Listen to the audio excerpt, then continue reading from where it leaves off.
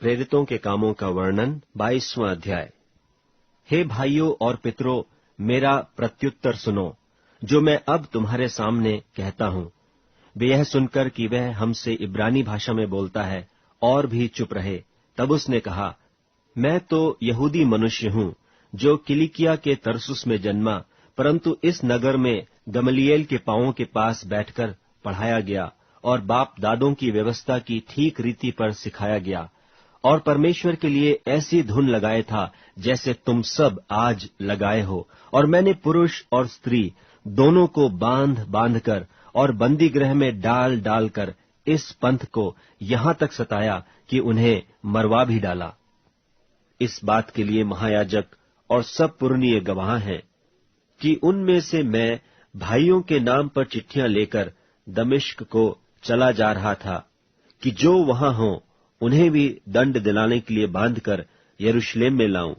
जब मैं चलते चलते दमिश्क के निकट पहुंचा तो ऐसा हुआ कि दोपहर के लगभग एकाएक एक बड़ी ज्योति आकाश से मेरे चारों ओर चमकी, और मैं भूमि पर गिर पड़ा और यह शब्द सुना कि हे शाऊल, तू मुझे क्यों सताता है? मैंने उत्तर दिया कि हे प्रभु, तू कौन है? उसने मुझसे कहा, मैं यीशु नासरी हूं, जिसे तू सताता है। और मेरे साथियों ने ज्योति तो देखी, परंतु जो मुझसे बोलता था उसका शब्द न सुना। तब मैंने कहा, हे प्रभु, मैं क्या करूं?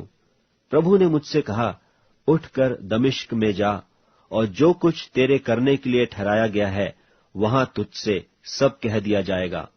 जब उस ज्योति के तेज के मारे मुझे कुछ दिखाई न दिया, तो मैं अपने साथियों के हाथ पकड़े हुए दमिश्क में आया, और हनन्याह नाम का व्यवस्था के अनुसार एक भक्त मनुष्य, जो वहां के रहने वाले सब यहूदियों में सुनाम था, मेरे पास आया और खड़ा होकर मुझसे कहा, हे भाई शाऊल, फिर देखने लग। उसी घड़ी मेरे नेत्र खुल गए और मैंने उसे देखा। तब उसने कहा, हमारे बाप दादों के परमेश्वर ने तुझे इसलिए ठहराया है कि तू उसकी इच्छा को जाने और उस धर्मी को देखे और उसके मुंह से बातें सुने, क्योंकि तू उसकी ओर से सब मनुष्यों के सामने उन बातों का गवाह होगा जो तूने देखी और सुनी है। अब क्यों देर करता है? उठ, बपतिस्मा ले और उसका नाम लेकर अपने पापों को धो डाल।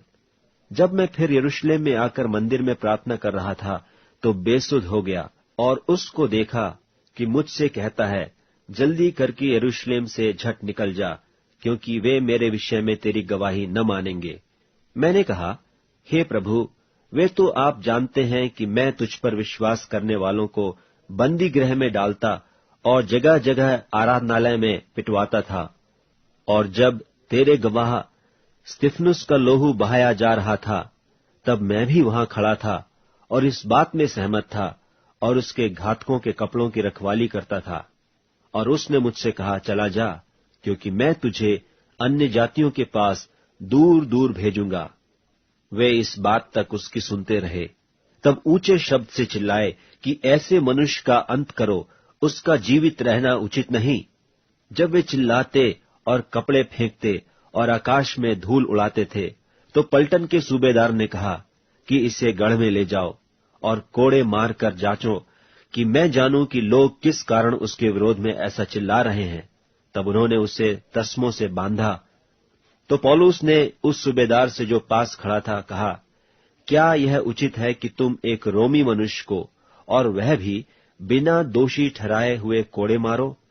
सूबेदार ने यह सुनकर पलटन के सरदार के पास जाकर कहा, तू यह क्या करता है? यह तो रोमी मनुष्य है। तब पलटन के सरदार ने उसके पास आकर कहा, मुझे बता, क्या तू रोमी है? उसने कहा, हाँ। यह सुनकर पलटन के सरदार ने कहा कि मैंने रोमी होने का पद बहुत रुपये देकर पाया है। पौलुस ने कहा, मैं तो जन्म से रोमी हूं। तब जो लोग उसे जांचने पर थे, वे तुरंत उसके पास से हट गए, और पलटन का सरदार भी यह जानकर कि यह रोमी है और मैंने उसे बांधा है, डर गया।